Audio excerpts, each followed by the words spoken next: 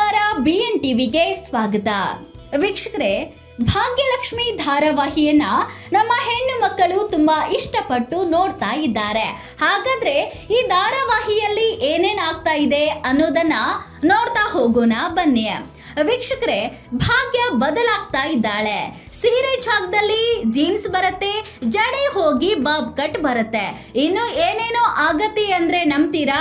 ಸದ್ಯದ ಪರಿಸ್ಥಿತಿಯಲ್ಲಿ ಇದನ್ನೇ ಸೀರಿಯಲ್ ಪ್ರೇಕ್ಷಕರು ನಂಬಿಕೊಂಡಿದ್ದಾರೆ ಇದಕ್ಕೆ ಕಾರಣ ಸೀರಿಯಲ್ ಪ್ರೋಮೋ ಭಾಗ್ಯ ಬದಲಾಗುತ್ತಿದ್ದಾಳೆ ಎಂದೇ ಸದ್ಯದ ಪರಿಸ್ಥಿತಿಯಲ್ಲಿ ತಿಳಿದು ಬರುತ್ತಿದೆ ಆದರೆ ಗಂಡನಿಗಾಗಿ ಹೆಂಡತಿ ತನ್ನ ತನವನ್ನೇ ಮರೆಯಬೇಕಾ ಇಷ್ಟು ಬದಲಾಗಬೇಕಾ ಹೆಣ್ಣಿನ ಹಣೆ ಬರಹವೇ ಇಷ್ಟ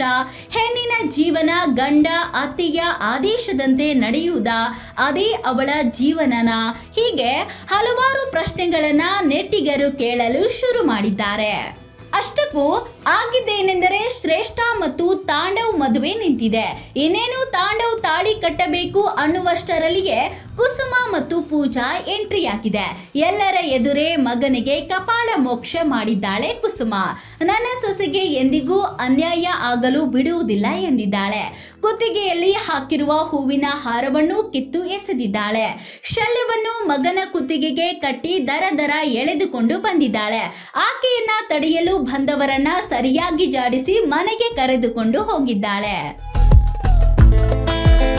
ಇಷ್ಟಾಗುತ್ತಿದ್ದಂತೆಯೇ ಕೊತ ಕೊತ ಕುದಿಯುತ್ತಿದ್ದಾಳೆ ಶ್ರೇಷ್ಠ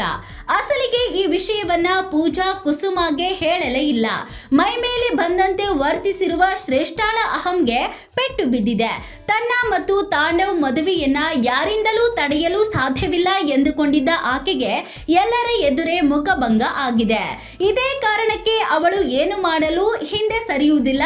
ಆದ್ದರಿಂದಲೇ ಪೂಜಾಳ ಕೊಲೆಗೆ ಮುಂದಾಗಿದ್ದಾಳೆ ಅದೇ ಇನ್ನೊಂದು ಕಡೆ ತಾಂಡವ್ನನ್ನ ರಸ್ತೆಯ ಮೇಲೆ ದರ ದರ ಎಳೆದುಕೊಂಡು ಬಂದಿದ್ದಾಳೆ ಕುಸುಮ ನಾನು ಹೀಗೆ ಆಡುತ್ತಾ ಇರೋದಕ್ಕೆ ನೀನೇ ಕಾರಣ ಎಂದು ಹೇಳಿದ್ದಾನೆ ತಾಂಡವ್ ಇಷ್ಟವಿಲ್ಲದ ಮದುವೆ ಮಾಡಿರುವುದಕ್ಕೆ ಹೀಗೆ ಆಗಿದ್ದು ಎನ್ನುವುದು ಅವನ ಮಾತಿನ ಅರ್ಥ ನಿನ್ನ ದರ್ಬಾರಿನಿಂದಾಗಿ ನನಗೆ ಹೀಗೆ ಆಗಿದ್ದು ಅಂದಿದ್ದಾನೆ ತಾಂಡವ್ ಅದಕ್ಕೆ ಕುಸುಮ ತಾಂಡವ್ಗೆ ಭಾಗ್ಯ ನಿನಗೆ ಹೇಗೆ ಬೇಕೋ ಹಾಗೆ ಇರುತ್ತಾಳೆ ಇವಳೇ ನಿನ್ನ ಹೆಂಡತಿ ಅನ್ನುವ ರೀತಿಯಲ್ಲಿ ಭಾಗ್ಯ ಬದಲಾಗ್ತಾಳೆ ಭಾಗ್ಯಳನ್ನ ಬಿಟ್ಟು ಯಾರನ್ನೂ ನೀನು ನೋಡಲ್ಲ ಹಾಗೆ ಇರ್ತಾಳೆ ಎಂದೆಲ್ಲ ಹೇಳಿದ್ದಾಳೆ ಅಷ್ಟಕ್ಕೂ ತಾಂಡವ್ಗೆ ಭಾಗ್ಯಳ ಮೇಲಿರುವ ಬಹುದೊಡ್ಡ ಸಿಟ್ಟು ಅಂದ್ರೆ ಆಕೆ ಹಳೆ ಕಾಲದ ಹೆಂಗಸಿನ ರೀತಿ ಇದ್ದಾಳೆ ಶ್ರೇಷ್ಠಳಂತೆ ಮಾಡರ್ನ್ ಆಗಿಲ್ಲ ಪೆದ್ದಿ ಅನ್ನೋದು ಆದ್ರೆ ಈಗಾಗಲೇ ಭಾಗ್ಯ ಇಂಗ್ಲಿಷ್ ಅನ್ನ ಕಲಿತು SSLC ಬರೆದು ಲಕ್ಷಗಟ್ಟಲೆ ದುಡಿಯೋ ಕೆಲಸನೂ ಗಿಟ್ಟಿಸಿಕೊಂಡಾಯ್ತು ಈಗ ಏನಿದ್ದರೂ ಆಕೆಯನ್ನ ಮಾಡರ್ನ್ ಮಾಡುವುದು ಅಷ್ಟೇ ಅದಕ್ಕಾಗಿಯೇ ಗಂಡನಿಗಾಗಿ ಭಾಗ್ಯಳನ್ನ ಮಾಡರ್ನ್ ಹೆಣ್ಣಾಗಿ ಮಾಡುವುದೊಂದೇ ಕುಸುಮತ್ತೆಗೆ ಇರೋ ದಾರಿ ಎಂದೇ ಅರ್ಥೈಸಲಾಗುತ್ತಿದೆ ಇದರ ಸತ್ಯಾಸತ್ಯತೆ ಇನ್ನಷ್ಟೇ ತಿಳಿಯಬೇಕಿದೆ ಆದರೆ ಇದರ ಮಧ್ಯೆಯೇ ಹೆಣ್ಣಿನ ಜೀವನದ ಬಗ್ಗೆ ಸಾಕಷ್ಟು ಚರ್ಚೆ ನಡೆಯುತ್ತಾ ಇದೆ ಅತ್ತ ಭಾಗ್ಯಳಿಗೆ ಮಾತ್ರ ಇನ್ನೂ ಸತ್ಯ ತಿಳಿದಿಲ್ಲ ಎನ್ನುವುದು ಇನ್ನೊಂದು ಹಾಸ್ಯಾಸ್ಪದ ಸಂಗತಿ